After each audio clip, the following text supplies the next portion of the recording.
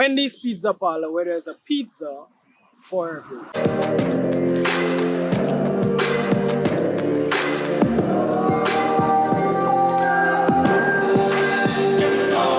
Hey, what's up, hustlers? I'm here with a fierce hustler, Mr. Joshua Edwards, owner of Wendy's Pizza Parlor, a very outstanding young man. So, Mr. Edwards, what inspired your journey into this business? Yes, it's an honor and a privilege to be here this afternoon today. I believe that the inspiration came with the desire and passion and pursuit that I had to become somebody great.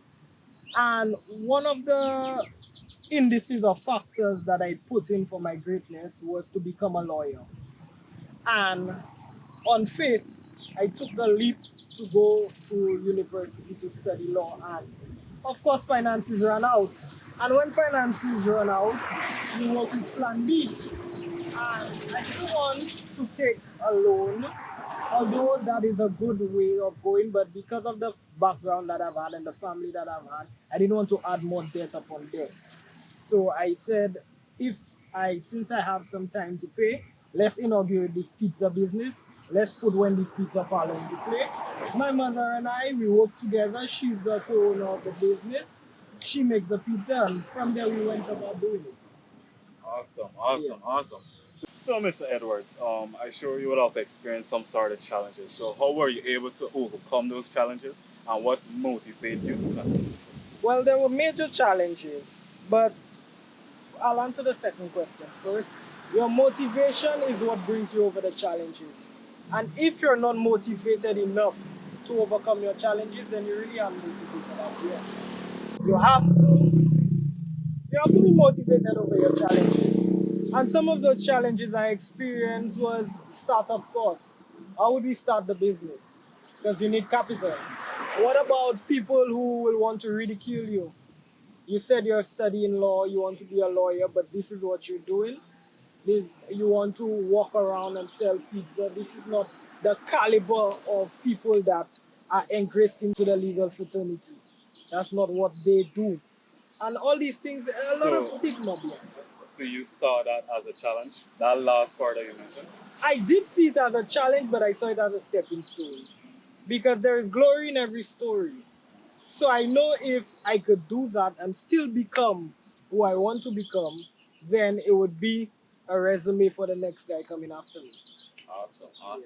So by nature, right, you're an outstanding young man, right? So what are some of the things you're looking to accomplish as it relates to your business? In this business, I wanted to go global. Point blank, that is my Better than pizza, right? better than everything Better than else. Domino's, right? They're better than everything Alright, else. alright. I wanted to go global. Uh-huh. The product is at international standards. We've met many people that came down to this country, tasted it, and said, you know what, you need to open a franchise up there. Is we talking about But winning, this is it. winning? Yes, so, but it is not only a good product that constitutes going global. There are many other factors that constitute that. So you have to look at it, and every country is different. So all these things are stuff that we have to think about. But that's one of the major main goals that this has to happen. My second goal is I don't want the pizza business to die when I leave. When I leave, the pizza business has to continue. So you had mentioned about like starting out this business with your mom and stuff like that, right? So now what strategies you guys implemented in order to expand the business? As it relates to strategies, so there are certain things you learn by experience, and we felt and we learned that the hard way. But then I read a lot of business books and a lot of books of people that went ahead of me and went before me, and even some of them mistakes, so I didn't have to implement it. Some of the strategies included the places that I go to sell, because your product has a specific location, especially for a season, for a specific season. So you can't just go out everywhere at the beginning, if you understand what I'm saying. There will be time to go out everywhere, but you can't go everywhere at the beginning. So I knew where I was going when I was selling the pieces.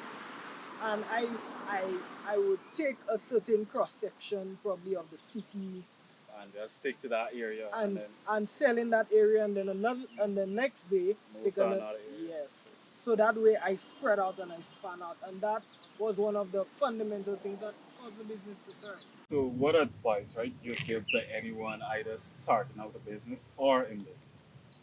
The advice that I would give for both parties, first of all, is get to know God.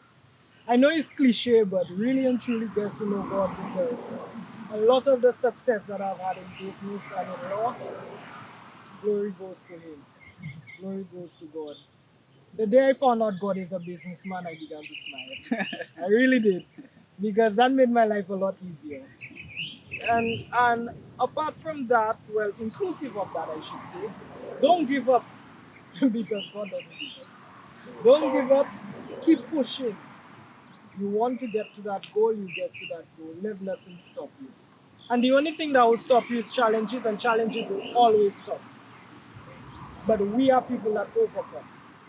True, true, So true, we true. don't allow challenges to stop us. So keep going, keep pushing, and you will make it.